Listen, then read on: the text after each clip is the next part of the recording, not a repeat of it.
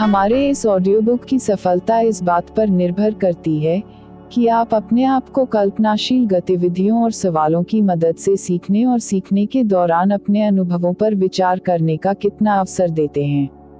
यह पाठ्यपुस्तक सोच, विचार और विस्मय, छोटे समूहों में बातचीत एवं बहस तथा हाथ से की जाने वाली गतिविधियों को प्राथमिकता देती है।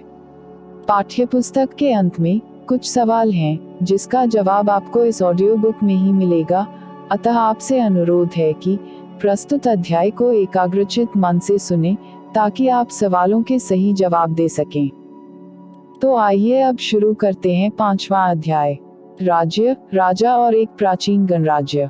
चुनाव का दिन। जब शंकरन उठा तो उसने देखा कि उसके नाना नानी वोट डालने जा रहे थे। दरअसल वे चुनाव केंद्र पर सबसे पहले पहुंचना चाहते थे। शंकरन जानना चाहता था कि आखिर वे इतने उत्साहित क्यों थे। उसके नानाजी ने उसे जल्दी में समझाने की कोशिश की और कहा, आज हम अपने शासकों का चुनाव करने जा रहे हैं। उद्धरण चिन्ह। कुछ लोग शासक कैसे बने। लगभग 50 वर्षों से हम अपने शासकों का चुनाव मतदान के जरिए करते आ रहे हैं। लेकिन बहुत पहले लोग शासक कैसे बनते थे। हमने अध्याय 4 में यह पढ़ा है कि कुछ राजा संभवतः जन यानी लोगों द्वारा चुने जाते थे, परंतु करीब 3000 साल पहले राजा बनने की इस प्रक्रिया में कुछ परिवर्तन दिखाई दिए। कुछ लोग बड़े बड़े यज्ञों को आयोजित कर राजा के रूप में प्रतिष्ठित हो गए। अश्वमेध यज्ञ एक ऐसा ही आयोजन था। इसमें एक घोड़े को राजा के लोगों की देखरेख में स्वतंत्र विचरण के लिए छोड़ दिया जाता था। इस घोड़े को किसी दूसरे राजा ने रोका तो उसे वहां अश्वमेध यज्ञ करने वाले राजा से लड़ाई करनी पड़ती थी।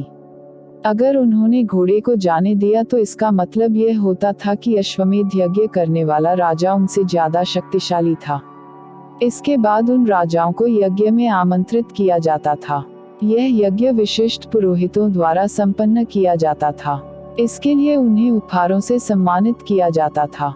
अश्वमेध यज्ञ करने वाला राजा बहुत शक्तिशाली माना जाता था। यज्ञ में आमंत्रित सभी राजा उसके लिए उपहार लाते थे। इन सभी आयोजनों में राजा का मुख्य स्थान होता था। उसे राजसिंहासन या बाघ की खाल के एक विशेष आसन पर बिठाया जाता था। युद्ध क्षेत्र में राजा का सारथी ही उसका सहचर होता था। यज्ञ के अवसर पर वह राजा की विजयों तथा अन्य गुणों का गान करता था। राजा के सगे संबंधी, खासकर उसकी रानियों तथा पुत्रों को भी कई छोटे छोटे अनुष्ठान करने होते थे। अन्य सारे आमंत्रित राजाओं का काम सिर्फ बैठकर यज्ञ की पूरी प्रक्रिया को देखना भर था। राजा के ऊपर पुरोहित पवित्र जल के छिड़काव के साथ साथ अन्य कई अनुष्ठान करता था। विष अथवा वैश्य जैसे सामान्य लोग उपहार लाते थे। जिन्हें पुरोहित शूद्र मानते थे उन्हें कई अनुष्ठानों में शामिल नहीं किया जाता था। वर्ण। इस समय उत्तर भारत में खासकर गंगा यमुना क्षेत्र में कई ग्रंथ रचे गए। ऋग्वेद के बाद रचे होने के कारण ये उत्तर वैदिक ग्रंथ कहे जाते हैं। इनके अंतर्गत सामवेद, यजुर्वेद, अथर्ववेद तथा अन्य ग्रंथ शामिल हैं। पुरोहितों द्वारा रचित इन ग्रंथों में विभिन्न प्रकार के अनुष्ठान और उनके संपादन की विधियां बताई गई हैं। इनमें सामाजिक नियमों के बारे में भी बताया गया है। उस समय समाज में कई समूह थे जिनमें पुरोहित, योद्धा, कृषक, पशुपालक, व्यापारी, शिल्पकार, श्रमिक, मछली पकड़ने वाले तथा जंगल में रहने वाले लोग शामिल थे। जहां कुछ पुरोहित तथा योद्धा वैभवशाली थे, वहीं कुछ कृषक और व्यापारी भी धनवान थे। दूसरी ओर पशुपालक, शिल्पकार, श्रमिक, मछली पकड़ने वाले, शिकारी तथा भोजन संग्राहक निर्धन थे। पुरोहितों ने लोगों को 4 वर्गों में विभाजित किया, जिन्हें वर्ण कहते हैं। उनके अनुसार प्रत्येक वर्ण के अलग अलग कार्य निर्धारित थे। पहला वर्ण ब्राह्मणों का था। उनका काम वेदों का अध्ययन, अध्यापन और यज्ञ करना था, जिनके लिए उन्हें उपहार मिलता था। दूसरा स्थान शासकों का था, जिन्हें क्षत्रिय कहा जाता था। उनका काम युद्ध करना और लोगों की रक्षा करना था। तीसरे स्थान पर वैश्य या वैश्य थे। इनमें कृषक, पशुपालक और व्यापारी आते थे। क्षत्रिय और वैश्य दोनों को ही यज्ञ करने का अधिकार प्राप्त था। वर्णों में अंतिम स्थान शूद्रों का था। इनका काम अन्य तीनों वर्गों की सेवा करना था। इन्हें कोई अनुष्ठान करने का अधिकार नहीं था। प्रायः औरतों को भी शूद्रों के समान माना गया। महिलाओं तथा शूद्रों को वेदों के अध्ययन का अधिकार नहीं था। पुरोहितों के अनुसार सभी वर्णों का निर्धारण जन्म के आधार पर होता था। उदाहरण के तौर पर ब्राह्मण माता पिता की संतान ब्राह्मण ही होती थी। बाद में कुछ लोगों को अछूत माना गया। अछूत वर्गों में कुछ शिल्पकार, शिकारी तथा भोजन संग्राहक शामिल थे। साथ ही इनमें वे लोग भी आते थे जो शवों को दफनाने या जलाने का काम करते थे। इन लोगों से संपर्क अपवित्र माना जाता था। कई लोगों ने ब्राह्मणों द्वारा बनाई हुई इस वर्ण व्यवस्था को स्वीकार नहीं किया। कुछ राजा स्वयं को पुरोहितों से श्रेष्ठ मानते थे। कुछ लोग जन्म के आधार पर वर्ण निर्धारण सही नहीं मानते थे। इसके अतिरिक्त कुछ लोग व्यवसाय के आधार पर लोगों के बीच भेदभाव उचित नहीं समझते थे, जबकि कुछ लोग चाहते थे कि अनुष्ठान संपन्न करने का अधिकार सबका हो। कई लोगों ने छुआछूत की आलोचना की। इस उपमहाद्वीप के पूर्वोत्तर क्षेत्र जैसे कई इलाकों में सामाजिक आर्थिक असमानता बहुत कम थी। यहाँ पुरोहितों का प्रभाव भी बहुत सीमित था। जनपद महायज्ञों को करने वाले राजा अब जन के राजा न होकर जनपदों के राजा माने जाने लगे। जनपद का शाब्दिक अर्थ जन के बसने की जगह होता है। पुरातत्वविदों ने इन जनपदों की कई बस्तियों की खुदाई की है। दिल्ली में पुराना किला, उत्तर प्रदेश में मेरठ के पास हस्तिनापुर और एटा के पास गेहूं, अथरंजीखेड़ा इनमें प्रमुख हैं। खुदाई से पता चला है कि लोग झोपड़ियों में रहते थे और मवेशियों तथा अन्य जानवरों को पालते थे। वे चावल, धान, जौ, दालें, गन्ना, तिल तथा सरसों जैसी फसलें उगाते थे। लोग मिट्टी के बर्तन भी बनाते थे। इनमें कुछ धूसर और कुछ लाल रंग के होते थे। इन पुरास्थलों में कुछ विशेष प्रकार के बर्तन मिले हैं जिन्हें चित्रित धूसर पात्र के रूप में जाना जाता है। जैसा कि इनके नाम से ही स्पष्ट है, इन बर्तनों पर चित्रकारी की गई है। ये आमतौर पर सरल रेखाओं तथा ज्यामितीय आकृतियों के रूप में हैं। धूसर पात्र, इस तरह के पात्रों में ज्यादातर थालियां और कटोरियां ही मिली हैं। ये पात्र बहुत ही पतली सतह के सुंदर और चिकने हैं। शायद इसका प्रयोग खास मौकों पर महत्वपूर्ण लोगों को भोजन परोसने के लिए किया जाता था। महाजनपद, करीब 2500 साल पहले कुछ जनपद अधिक महत्वपूर्ण हो गए। इन्हें महाजनपद कहा जाने लगा। अधिकतर महाजनपदों की एक राजधानी होती थी। कई राजधानियों में किलेबंदी की गई थी, अर्थात इनके चारों ओर लकड़ी, ईंट या पत्थर की ऊंची दीवारें बनाई गई थी। ऐसा लगता है कि लोगों ने अन्य राजाओं के आक्रमण से डरकर अपनी सुरक्षा के लिए इन किलों का निर्माण किया। कुछ राजा अपनी राजधानी के चारों ओर विशाल, ऊंची और प्रभावशाली दीवार खड़ी कर अपनी समृद्धि और शक्ति का प्रदर्शन भी करते थे। इस तरह से किले के अंदर रहने वाले लोगों और उस क्षेत्र पर नियंत्रण रखना भी सरल हो जाता होगा। इस तरह की विशाल दीवार बनाने के लिए व्यापक योजना की आवश्यकता थी और लाखों की संख्या में ईंटों तथा पत्थरों का इंतजाम करना पड़ता था। हजारों स्त्री पुरुषों तथा बच्चों ने इसके लिए अथक परिश्रम किया होगा। इनके लिए संसाधनों की आवश्यकता पड़ती होगी। अब राजा सेना रखने लगे थे। सिपाहियों को नियमित वेतन देकर पूरे साल रखा जाता था। कुछ भुगतान संभवतः आहत सिक्कों के रूप में होता था। कौशाम्बी किले की दीवार आधुनिक उत्तर प्रदेश के इलाहाबाद के पास मिली ईंट की दीवार का अवशेष है। इसके एक भाग का निर्माण संभवतः 2500 साल पहले हुआ था। कर महाजनपदों के राजा विशाल किले बनवाते थे और बड़ी सेना रखते थे, इसलिए उन्हें प्रचुर संसाधनों की आवश्यकता होती थी। इसके लिए उन्हें कर्मचारियों की भी आवश्यकता होती थी। अतः महाजनपदों के राजा लोगों द्वारा समय समय पर लाए गए उपहारों पर निर्भर न रहकर अब नियमित रूप से कर वसूलने लगे। फसलों पर लगाए गए कर सबसे महत्वपूर्ण थे क्योंकि अधिकांश लोग कृषक ही थे। प्रायः उपज का 1/6वां हिस्सा कर के रूप में निर्धारित किया जाता था, जिसे भाग कहा जाता था। कारीगरों के ऊपर भी कर लगाए गए जो प्रायः श्रम के रूप में चुकाए जाते थे। जैसे कि एक बुनकर, लोहार या सुनार को राजा के लिए महीने में 1 दिन काम करना पड़ता था। पशुपालकों को जानवरों या उनके उत्पाद के रूप में कर देना पड़ता था। व्यापारियों को सामान खरीदने बेचने पर भी कर देना पड़ता था। आखेटकों तथा संग्राहकों को जंगल से प्राप्त वस्तुएं देनी होती थी। कृषि में परिवर्तन। इस युग में कृषि के क्षेत्र में दो बड़े परिवर्तन आए। हल के फाल अब लोहे के बनने लगे। अब कठोर जमीन को लकड़ी के फाल की तुलना में लोहे के फाल से आसानी से जोता जा सकता था। इससे फसलों की उपज बढ़ गई। दूसरे, लोगों ने धान के पौधों का रोपण शुरू किया, अर्थात खेतों में बीज छिड़क कर धान उपजाने के बजाय धान की पौध तैयार कर उनका रोपण शुरू किया गया। अब पहले की तुलना में बहुत ज्यादा पौधे जीवित रह जाते थे, इसलिए पैदावार भी ज्यादा होने लगी। इसमें कमरतोड़ परिश्रम लगता था। ये काम ज्यादातर दास, दासी तथा भूमिहीन खेतिहर मजदूर कमकार करते थे। सूक्ष्म निरीक्षण। मगध। लगभग 200 सालों के भीतर मगध सबसे महत्वपूर्ण जनपद बन गया। गंगा और सोन जैसी नदियां मगध से होकर बहती थीं। ये यातायात, जल वितरण और जमीन को उपजाऊ बनाने के लिए बहुत महत्वपूर्ण थी।